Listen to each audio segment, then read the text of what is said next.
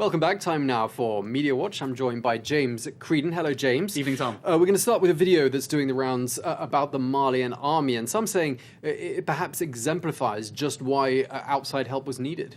That's right. Now, this was from a French show called C'est dans l'air. It's in the air on France 5, which is a state television. Let's take a look at an extract of this show because it shows the Malian army. This is back in December, and they look a little bit underprepared, a lack of ammunition. Boum, boum, boum, boum. Boum, boum, boum, boum. Boum, boum, boum.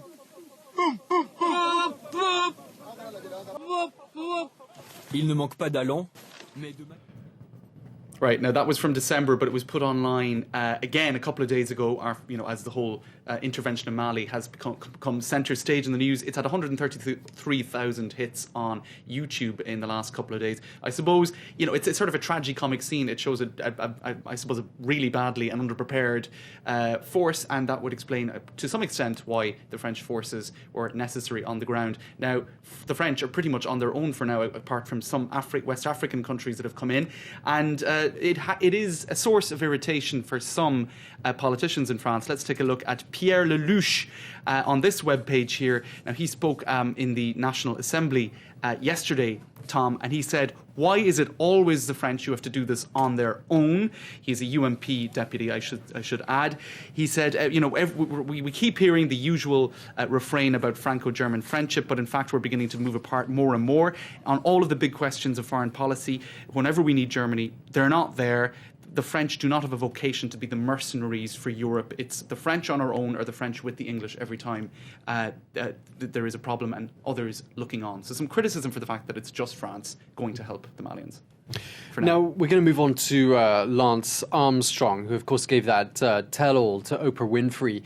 I don't know if he wants us all to feel sorry for him all of a sudden, but certainly in the Twitter sphere, not much sympathy. Certainly not, Tom. And indeed, lots of buzz around this in the days ahead of it as well. Oprah Winfrey saying it was the biggest interview she'd ever done, even though she's interviewed pretty much everybody. So let's take a look at some of the reactions. Some people saying she was too soft on Armstrong and that somebody like perhaps Piers Morgan would have been more appropriate. Now, Piers Morgan, interestingly, of CNN, was one of the most critical on Twitter. He's saying that he's the worst lying, doping cheat in the history of sports, and not mincing his words. What a snivelling, lying, cheating little wretch Armstrong revealed himself to be tonight. I hope he now just disappears. Somebody was very quick to say, well, pot kettle black, Mr. Morgan, because in terms of the phone hacking scandal, there were some questions he didn't answer either. Now, moving on to this guy, Rick Riley. He is a sports commentator in the US and a sports columnist. Now, he spent about 14, 15 years defending Armstrong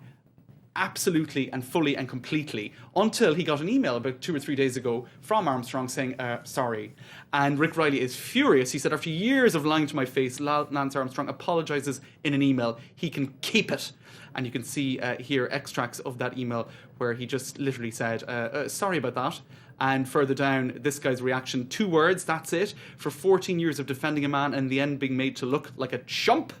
And so he was commenting during the interview as well, saying this is just 20% confession, 80% justification. I'll finish with one French tweet saying, well, some respect for him. He did win 7 Tour de France. When I've taken drugs, I can barely find my Vélib station. That's the free bikes in Paris. Well, some consolation for Rick Riley as well. That Yes. he comes across, I think, rather nicely out of this story. Someone who does. stands by his friends, so he can take some comfort in that. Yes. Now, we all know, living in Paris, just what the rents are like. They're exorbitant, and you've got a pretty good example of just that. Right, well, I feel better about my rent, the bill at the end of the month, having seen this. Take a look at this photo, Tom. That is a 1.5 metre squared apartment somewhere in Paris. Now, one man by the name of Dominique spent 15 years living there, and he was paying €330 a month for that little corner excuse for an apartment. Now, the man who was renting him that space is on front of the courts, and I think I would personally like to see him in a jail cell even smaller than that for the foreseeable future, because it's just scandalous to ask for that much money for what is effectively a broom cupboard. Well, hopefully the lock was also on the inside. Because from that photograph, it looks like there were only keys on the outside, so it was locked in. Yeah. Now, the Republican Party has made a big communications blunder. Of course, the Republicans in the United States, they were looking to improve communications with minorities, but it didn't quite work out as planned. All right, now this was their one of their annual meetings for House Republicans. Let's take a look at this headline. House Republicans meet at a former slave plantation to practice talking to black people. Now, in fact, this was at in Williamsburg, discussion on how to have successful communication with minorities and women, but it was actually in a former plantation, as Gawker, very left-wing, an anti-Republican website says, the GOP has heard your complaints, blacks and Latinos and women, and they're going to try to suss it out while sitting on top of dead slave bones. So that's one way of putting it. Yes, that's an interesting They could perhaps set of have planned there. a better location for that thinking. Indeed. Well, thank you very much indeed, Thanks, James Creedon. That was Media Watch.